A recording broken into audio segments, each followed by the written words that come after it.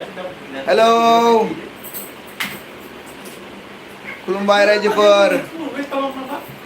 गोदान बोसोरनि नोंथांमोननिसिम बयनिसिमबो अननाय आरो खुलुमनाय बावहरनाय जाबाय रायजोफोर जों दिनै बैसागु हेपि बैसागु गोदान बैसागुआव गोदान बोथोरनि थाखाय गोदान बोसोराव जोंफोर दिनै बिरेन्द्रनाथ स्वरगियारि सारनि न'आव जोंफोर दिनै फैदों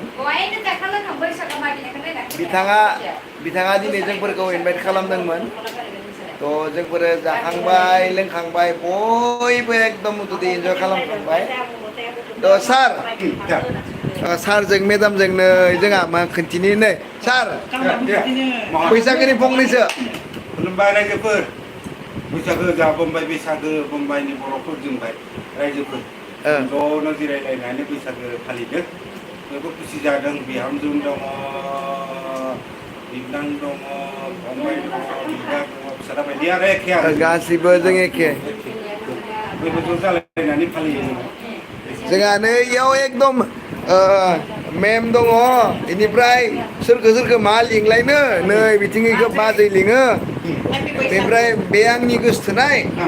ओमफ्राय नै जा बिथाङा सासे जा ब्रादार दं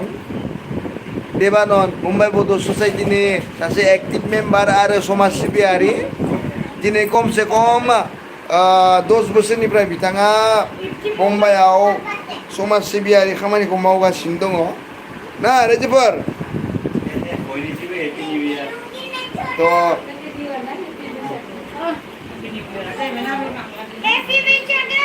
बेफोरखौ बिथांमोनखौ लोगो मोननानै जोबोद मोजां मोनो आरो दिनै गोबां जोंफोरा रंजाबाय आरो दा रंजानो दंबावो बास नोंथांमोननि सिगाङाव खालि फोरमायनो थाखाय ओरैनो लाइभ फैबाय नै जोंनि फेमिलि हा बाबाय रायजोफोर हेपि बैसागु